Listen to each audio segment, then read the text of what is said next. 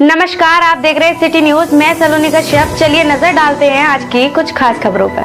आंवला नगर में वाल्मीकि समाज के लोगों ने हाथरस में हुई दरिंदगी को लेकर प्रदर्शन कर निकाला फ्लैग मार्च।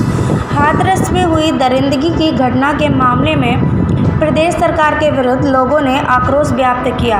वाल्मीकि समाज के साथ समस्त आंवलावासी ने मनीषा को न्याय दिलाने के लिए फ्लैग मार्च निकाला व न्याय की मांग की।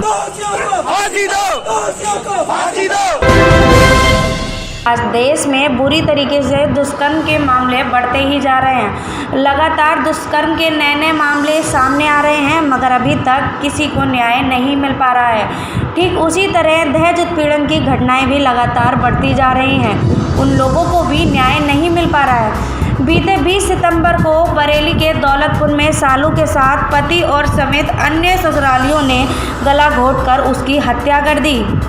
जब मायके वालों को पता चला था तो पूरा परिवार मौके पर फरार हो गया। वहीं अब घटना को 14 दिन हो चुके हैं, अभी तक किसी को गिरफ्तार नहीं किया है। एसएसपी दरबार में पहुंचे तो तसल्ली के सिवाय कुछ नहीं मिला। यहाँ पे आई है वो सालू पे, उसको मतलब इंसाफ चाहिए। ठीक है, क्या इंसाफ चाहिए आपको? इंसाफ चाहिए उसको, मतलब अभी उसको तो जेल हो गई है। हाँ, लेकिन उसकी सास ननद अभी नहीं पकड़ी गई है जी। उसको पकड़ा जाना चाहिए। ठीक है, ऐसा इसको भी फांसी होनी चाहिए जी। ऐसे चलता रहेगा तो लड़कियों का क्या होगा? और हाँ? ऐसे अत्याचार बढ़ते जाएंगे। लड़की को वहाँ का नहीं निकालनी। अच्छा, क्यों क्यों क्या वजह रही? तो उसकी हत्या उसके पति ने करी थी इसीलिए। ठीक है, तो आप क्या चाहती हैं? मैं उसका इंसाफ चाहती हूँ। इंसाफ कैसे, क्या चाहती हैं? मतलब उसकी हत्या हो, उसके पति को, हाँ, उसके सास ननद है उनकी गिरफ्तारी हो। कांग्रेस पार्टी के जिला अध्यक्ष ने पत्रकारों से की बात, सरकार को लिया आड़े हाथ। मौजूदा केंद्र सरकार व प्रदेश सरकार को आड़े हाथ लेते हुए कांग्रेस कमेटी के जिला अध्यक्ष अशफाक ने कहा कि केंद्र सरकार ने जो किसानों के बिल पास किए हैं वो किसानों की कमर तोड़ देगा। इसी के साथ उन्होंने कहा, चाहे हमारी जान क्यों ना चली जाए। इसके साथ ही जिला अध्यक्ष ने यह भी बताया कि हाथरस कांड में हुए दोषियों को उत्तर प्रदेश सरकार फांसी दे। इसके बारे में बरेली कांग्रेस कमेटी के जिला अध्यक्ष अशफाक सकलैनी ने बताया। जैसा कि आप सब लोग जानते हैं कि भारत की केंद्र सरकार ने, भारतीय जनता पार्टी और नरेंद्र मोदी की सरकार ने किसानों के साथ घोर अन्याय करते हुए एक काला कानून किसानों की कमर तोड़ने के लिए पारित किया है। और वो काला कानून राज्यसभा और लोकसभा में लोकतंत्र की हत्या करते हुए उसको जबरन पास कराया गया। आपने सारा कृत्य लोकसभा में अच्छी तरीके से देखा, उसके बावजूद भी भारतीय जनता पार्टी की सरकार के मंत्री तमाम जनपदों में जाकर चौपालें लगाकर जो एक तरह काला कानून है, किसान की कमर तोड़ने वाला कानून है, उसका जाकर प्रचार और प्रसार कर रहे हैं। कांग्रेस पार्टी इसका पुरजोर विरोध करती है, क्योंकि जब जब किसानों की बात हो, महिलाओं की बात हो, नौजवानों की बात हो, हमेशा कांग्रेस पार्टी ने इनके सम्मान के लिए अपनी आवाज़ को बुलंद किया है और इनके साथ खड़े होकर काम करने का काम किया है। मैं कहता हूँ उस परिवार के साथ भी अन्याय है और हिंदू धर्म के जो लोग उसके साथ भी एक अन्याय करने का काम किया। साथियों, हमारी मांगे पुरजोर तरीके से अखिल भारतीय कांग्रेस कमेटी की महासचिव आदरणीय प्रियंका गांधी जी, हमारे कांग्रेस के नेता पूर्व अध्यक्ष आदरणीय राहुल गांधी जी, हमारे प्रदेश के अध्यक्ष माननीय अजय कुमार लल्लू जी छोटी से लेकर बड़ी समस्याओं को उठाने का काम कर रहे हैं। और उस पीड़ित परिवार से हमारे नेता के साथ धक्का मुक्की की गई। कल योगी की पुलिस ने शर्मनाक बयान, किसी योगी की पुलिस ने आदरणीय प्रियंका गांधी जी के, आपने देखा, कपड़ों को फाड़ने का प्रयास किया गया। ये एक बहुत बड़ी घटना है। इसका हम पुरजोर तरीके से उसकी बर्खास्तगी की मांग भी करते हैं और योगी और मोदी सरकार को ये चेताना भी चाहते हैं कि आने वाले समय में जिस तरीके से आप अत्याचार करना चाहते हो, कांग्रेस के नेताओं का नहीं, आम जनता का जो आप अपमान करने का काम कर रहे हो, इसका जवाब आने वाले समय में आपको देना होगा। शहर में शूज कोर्ट का हुआ शुभारंभ। बरेली राष्ट्रीय जागरण उद्योग व्यापारी मंडल के कोषाध्यक्ष उवैद शमसी की प्रतिष्ठान का हुआ उद्घाटन। इस दौरान विशाल मल्होत्रा, अमित भरद्वाज, जीतू देवनानी, सौरभ शर्मा, अरविंद अग्रवाल आदि व्यापारियों ने उवैद शमसी का बुके देकर स्वागत किया।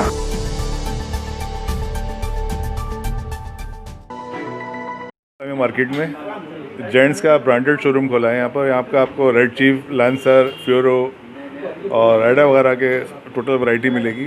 इस कोरोना महामारी के दौरान जो लोगों को समस्या हुई उसका समाधान यहाँ पर मौजूद है। सब लेटेस्ट कलेक्शन मिलेगा। जेंट्स की सुपर क्वालिटी मिलेगी मार्केट से हट के और स्पेशल रेट पे। एक बार पधारें, तशरीफ़ लाएँ। विशाल मल्होत्रा, मैं राष्ट्र जागरण युवा संगठन का अपने जो है यहाँ पे महानगर अध्यक्ष हूँ मंडल का। हमारे जो उवैद शमसी जी हैं जो हमारे संगठन के कोषाध्यक्ष हैं और उन्होंने ही आज अपनी ये नए प्रतिष्ठान यहाँ खोला है जिसमें ब्रांडेड सारे जेंट्स आइटम हैं। बहुत अच्छा है कि इस लंबी महामारी के बाद जहाँ व्यापारी अभी भी संघर्ष कर रहे हैं अपने व्यापार को उठाने के लिए, वहीं एक ये शुरुआत हुई है नए व्यापार के अंदर अपना कदम रखने के लिए। हम इनको शुभकामनाएं देते हैं और ईश्वर से प्रार्थना करते हैं कि दिन दूनी रात चौगुनी तरक्की दे और लोग भी इसका लुत्फ़ लें, अच्छे दामों के अंदर अच्छी चीज़ बेचें। हाथरस में हुई घटना को लेकर वाल्मीकि धर्म समाज के पदाधिकारी आज धरने पर बैठे। उनकी मांग है कि उत्तर प्रदेश सरकार हाथरस में हुई घटना का जल्द से जल्द अनावरण करे और भविष्य में इस तरीके की दोबारा घटना ना हो सके, उसके लिए पुलिस प्रशासन दोबारा सख्ती का पालन कराए। मंचलों के खिलाफ कड़ी से कड़ी कार्रवाई की जाए, इसके बारे में जानकारी देते हुए संस्था के पदाधिकारी ने बताया। आज हम एक दिवसीय यहाँ मौन व्रत रख के धरने पे बैठे हैं, जिससे कि हम यहाँ किसी सरकार को या प्रशासन को कोसने नहीं आए, क्योंकि शायद पूरा हिंदुस्तान इस टाइम शासन प्रशासन को कोसने का काम कर रहा है। हम कहीं ना कहीं किसी भी तरीके से हम ना सरकार को कोसेंगे या ना प्रशासन को कोसेंगे। हम सिर्फ इतना चाहते हैं कि हमारा जो इस टाइम दर्द है, बस हमें और हमारी बहन को इंसाफ दे दिया जाए। हम चाहते हैं माननीय मुख्यमंत्री जी से कि उन दोषियों को जल्द से जल्द फांसी करा दी जाए, जिससे कि वाल्मीकि समाज में एक बहुत ही आक्रोश है वो शांत हो सके। ये हमारी बहन मनीषा वाल्मीकि जी के जो बलात्कार और हत्या कर दी गई और फिर उसके बलात्कार को एक ऐसा रूप दे दिया गया कि ये सिर्फ एक साधारण घटना है। साधारण घटना कैसे हो सकती है भाई साहब, आप खुद सोचिए। जिसकी रीढ़ की हड्डी टूट गई हो, हाथ पैर टूट गए हो, वो ये एक साधारण घटना होती है। अगर यही एक साधारण घटना है तो आप बताइए, समाज एक तो वैसे ही हमारा दबाव है, उसकी कोई सुनवाई नहीं है कहीं से कहीं तक। हाथरस में जो जा रहा है उसको नज़रबंद कर दिया जा रहा है कि या किसी भी पार्टी का हुआ, किसी भी वर्ग का हुआ, कोई उसके समर्थन में पहुंच रहा है तो उसे मिलने नहीं दिया जा रहा है। तो उन्हें वो इतना टॉर्चर कर रहे हैं, वो इतने दबे में इतने परेशान हैं, उन्हें और परेशान कर दे रहे हैं वो लोग। वहाँ का प्रशासन इसमें पूरा दोषी है। वहाँ के लोगों से मिला हुआ बाहुबली लोग हैं, वो ठाकुर वर्ग के लोग हैं जिन्होंने ये बलात्कार किया है। आज उसके परिवार पे उसको धमकाया जा रहा है, उससे कहा जा रहा है कि अगर कोरोना से मरते तो क्या तुम्हें पैसा मिलता। कहीं एक आप बताइए, किसी भी देशवासी के लिए उसका घर का सदस्य पहले है या पैसा पहले है? हमारे लिए हमारा घर का व्यक्ति पहले है, देश का व्यक्ति पहले है। पैसा तो हर कोई कमा लेगा, हम दे देंगे। सरकार से ज़्यादा पैसा हमारा संगठन दे सकता है, लेकिन हमारा एक ही आज शांतिपूर्वक तरीके से हम मौन रखे बैठे हुए हैं सब लोग यहाँ पे। हमारा एक ही सरकार से कहना है कि दोषियों के खिलाफ सख्त से सख्त कार्रवाई हो, सीबीआई जांच होनी चाहिए और जो दोषी पाए जाएं, चाहे वो शासन के हों, चाहे प्रशासन के हों, चाहे वो उस गांव के हों, चाहे कहीं के हों, उनके खिलाफ सख्त से सख्त कार्रवाई हो। और सरकार को एक कानून बनाना चाहिए बलात्कार के ऊपर के, जैसे बाइकों पर चालान है 500 रुपये का, कि आप अगर आप हेलमेट नहीं लगाए हुए हैं तो आपका 500 रुपये का चालान है। ऐसी इस तरीके से सरकार एक कानून बना दे कि अगर आप बलात्कार में दोषी पाए जाते हैं तो उसे 24 घंटे के अंदर अंदर फांसी दी जाए। बरेली में लगातार जूझ रहे गड्ढों की समस्याओं से लोगों को राहत दिलाने के लिए सिटी न्यूज़ खबरों के माध्यम से विभाग को संदेश दे रहा है, परंतु विभाग अपना काम पूरी ईमानदारी से नहीं कर रहा है। बदायूं रोड और लाल फाटक बोर्ड की हालत आप इस वीडियो के माध्यम से देख सकते हैं। यहाँ तक कि बरेली मुख्य विकास अधिकारी के आवास के सामने का गड्ढा भरने का नाम नहीं ले रहा है। इस पर लगातार प्रयासरत अपनी खबरें दिखा रहा है और कोशिश की जा रही है कि विभाग के पास शासन द्वारा भेजे गए 34 करोड़ रुपए बरेली की जनता को गड्ढे से मुक्त करें। इस पर अधिक जानकारी देते हुए क्षेत्र के लोगों ने चैनल को धन्यवाद भी दिया। दर्शकों का सिटी न्यूज़ बरेली में स्वागत है और मैं हूं धीरेन्द्र सिंह। अभी कुछ ही समय पहले हम लोगों ने बदायूं रोड पर एक गड्ढे की शिकायत अपने चैनल के माध्यम से विभाग को दी थी, परंतु वो गड्ढा किस मटेरियल से भरा गया है, गड्ढा तो भर गया है, परंतु वो गड्ढा कितने दिनों तक इस पदार्थ से टिका रहेगा, आइए हम दिखाते हैं अपने कैमरामैन के माध्यम से। खबर का असर तो ज़रूर हुआ है, परंतु इस गड्ढे पर जनता कितने दिनों तक राहत की सांस ले पाएगी, कितने दिनों तक ये चढ़ी हुई मट्टी की चादर गड्ढे को सुरक्षित रख पाएगी, पब्लिक को सुरक्षित रख पाएगी। देखते रहिए और आइए बात करते हैं यहाँ पर कुछ क्षेत्रवासियों से। एक्चुअली मैं सिर्फ यही कहना चाहूँगा, ये एक बहुत बड़ी प्रशासनिक कमी है और जब यहाँ पर काम की बात आती है तो फिर फॉर्मेलिटी कर दी जाती है और जब ये चुनाव वाला मैटर आता है तब तो ये लोग कहते हैं ये कर देंगे वो कर देंगे, लेकिन गलियों के भी हाल बुरे हैं। जब मेन रोड का ही हाल तो गलियों का क्या हाल होगा ये तो आप समझ ही सकते हैं। अगर इसको एक बार में ही सही करा दिया जाए तो बार बार ये जो ठेकेदारी वाला काम है कि लाओ थोड़ा थोड़ा काम करा दें, ये सारी व्यवस्थाएं क्या है, मेन भ्रष्टाचार ख़त्म ही नहीं हो रहा साहब। कहने की बात है कि भ्रष्टाचार ख़त्म हो रहा है, ये ख़त्म होने का नाम ही नहीं ले रहा। उन्होंने थोड़ा सा करा दिया, टिप टाप करा दी। मेन रोड बताइए, इसको तो बिल्कुल इतना बढ़िया होना चाहिए कि एक बार काम करा दें तो 10 साल तक ऐसे ही चलता रहे। तो ये सब प्रशासनिक कमियाँ हैं, तो इनमें क्या कह सकते हैं। क्या मतलब क्या मांग रख रहे हैं सरकार से? योगी सरकार लगातार गड्ढा मुक्त प्रदेश बनाने की मुहिम चला रही है और पब्लिक कहीं ना कहीं गड्ढों से त्रस्त है। देखिए ना, इस मुहिम में तो केवल यही कह सकते हैं कि ऊपर से प्रशासन ऐसा नहीं है कि कोशिश नहीं करते हैं, लेकिन हमारी समस्याएं ये निचले स्तर पे हैं। ऊपर से हम हमारा एक मिसमैनेजमेंट कह सकते हैं। अगर एक मैनेजमेंट ठीक हो तो इस समस्या का समाधान हो सकता है। ऊपर से हम कोई काम करना चाह रहे हैं लेकिन नीचे ज़मीनी स्तर पे वो काम नहीं हो पा रहा है, केवल ये प्रॉब्लम है। यानी कि ये लोकल स्तर की प्रॉब्लम है, हमें तो ऐसा लगता है, जहाँ तक मेरा सोचना है, बस और कुछ नहीं। क्या नाम है सर आपका? मेरा नाम राम कुमार श्रीवास्तव, लोको पायलट हूँ मैं रेलवे में जी। अभी हमने यहाँ पर राम कुमार श्रीवास्तव जी से बात की और उन्होंने ये बताया हमको कि ऊपर की ओर से तो कोई दिक्कत नहीं है, लेकिन जो जिले स्तर का सिस्टम है वो कहीं ना कहीं चरमराया हुआ है। और उनका कहना ये भी है कि जब मुख्य मार्ग का ये हाल है तो गली कूचों का क्या हाल? मैं विजय प्रताप सिंह स्वास्थ्य हॉस्पिटल से हूँ। आपके द्वारा दिखाई गई खबर का असर तो काफ़ी हुआ, जैसे कि आपने भी देखा होगा। केवल गड्ढे की खानापूर्ति करी गई है, एक प्रॉपर मैनेजमेंट हुआ नहीं इसमें। बेसिकली ये है, अब अगर जनता की पूछी जाए तो जनता इससे काफ़ी ज़्यादा संतुष्ट नहीं है। और जहाँ तक हमारा ख्याल है तो ये भी मानना है, आप खुद ही देख सकते हैं कि क्या हाल है उसके।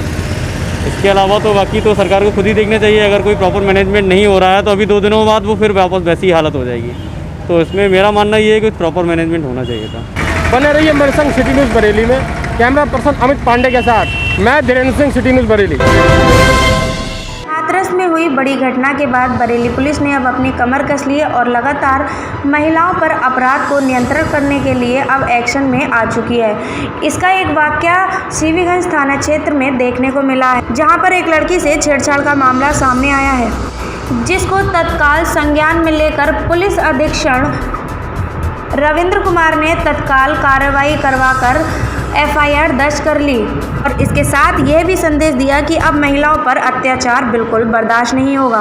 आप सभी दर्शकों का सिटी न्यूज़ में स्वागत है और मैं हूं धीरेन्द्र सिंह। हाथरस की एक बड़ी घटना होने के बाद जागा बरेली का पुलिस प्रशासन अब मंचलों पर या गलत नज़र रखने वालों पर किसी कीमत पर भी कोई भी गलती बर्दाश्त नहीं की जाएगी। इसी वाक़या को देखते हुए और ऐसी ही ताने-तनी को देखते हुए माहौल ख़राब ना हो, उसकी वजह से अब बरेली के एसपी सिटी ने कमर कस ली है। कल सीबीगंज थाने पे देववती वाइफ ऑफ धर्मपाल निवासी अटरिया थाना सीबीगंज एक तहरीर लेकर आए जिनमें उन्होंने बताया कि 29/9 को उनकी पुत्री जब लाइन पर उधर कुछ टहलने के लिए सवेरे गई थी तो एक हरदेव नाम का लड़का उसके साथ कुछ अश्लील हरकत करने लगा, उसको कुछ इशारे किया। इस पे उस लड़की के साथ जो एक अन्य लड़की थी वो और पास के ही एक दूसरे व्यक्ति जो टहल रहे थे वो दोनों आ गए, जिसके चलते वो जो हरदेव था वो भाग गया। इसके बाद लड़की के घर वाले ने हरदेव के पास शिकायत करने के लिए गए तो उनका कहना है कि उनके साथ गाली गलौज करने लगे। कल चूँकि घटना 29 तारीख को है, इन्होंने कल पुलिस को सूचना दी। सूचना जैसे ही मिली मौके पे जाकर इसकी सत्यता की जांच कराई गई। प्राइमा फेसी मामला सही पाया गया। उसके आधार पे हमने थाना सीबीगंज पे मुकदमा पंजीकृत कर लिया है। जो लड़का है उसे हमने पकड़ कर जेल भेज दिया है। जो लड़की है उनका मेडिकल परीक्षण करा लिया गया है। जो उसमें दोषी प्राइमा फेसी जो दोषी व्यक्ति पाया गया उसे हमने जेल भेज दिया गया है। और हमने पूरे शहर में जो एंटी रोमियो स्क्वाड है, एंटी रोमियो स्क्वाड को काफ़ी एक्टिव कर दिया गया है। बहुत सारे हॉटस्पॉट चिन्हित किए गए हैं जहाँ पे इस तरीके की घटनाएं होने की संभावना हो सकती है, जैसे कोचिंग इंस्टीट्यूट हुए, जहाँ भी भीड़ भाड़ वाले इलाके हैं, बाज़ार है जहाँ पे लड़कियों का महिलाओं का आवागमन ज़्यादा रहता है, वहाँ पे एंटी रोमियो मोबाइल और हमारे थाने की जो चीता मोबाइल है वो लगातार भ्रमणशील रह रही है। जनपद स्तर पर भी शक्ति मोबाइल का गठन किया गया है इसी उद्देश्य के लिए। जो भी इस तरीके की घटना में संलिप्त व्यक्ति पाया जाएगा उसके खिलाफ जनपद पुलिस सख्त से सख्त कार्रवाई करेगी और उसे हम जेल भेजने का काम करेंगे। सर जैसे कि 15 तारीख के बाद सर फरमान दिया गया केंद्र सरकार का कि सर अब स्कूल खोलने के सर प्रयास जारी हैं और सर उसमें सर महिलाएं भी हैं, सर स्त्रियाँ भी हैं, लड़कियाँ भी हैं सर, तो सर उसको लेकर सर क्या रणनीति बनाई है? बिल्कुल, जब 15 तारीख से अक्टूबर से जब स्कूल खुल जाएगा, कोचिंग इंस्टीट्यूट जितने हैं खुल जाएंगे, इसके लिए हमने पूरी एक मैपिंग बना ली है कि कहाँ कहाँ पे इस तरीके के कोचिंग इंस्टीट्यूट है, कहाँ कहाँ पे महिला कॉलेज है, कहाँ कहाँ पे कोविड कॉलेज है, उनके खुलने का टाइमिंग क्या है, बंद होने का टाइमिंग क्या है, उस सारे को हमने एनालिसिस कर लिया है। और सारे थानों को ये हिदायत दे दी गई है कि एंटी रोमियो टीम जो पहले से बन चुके हैं उसको अधिक प्रभावशाली कर दिया जाए और सब जगह टाइमिंग के हिसाब से वहाँ पे कार्रवाई की जाए। इसके लिए हम लोग पूरी तरह से तैयार है। किसी भी प्रकार की कोई अप्रिय घटना को हम लोग घटित नहीं होने देंगे।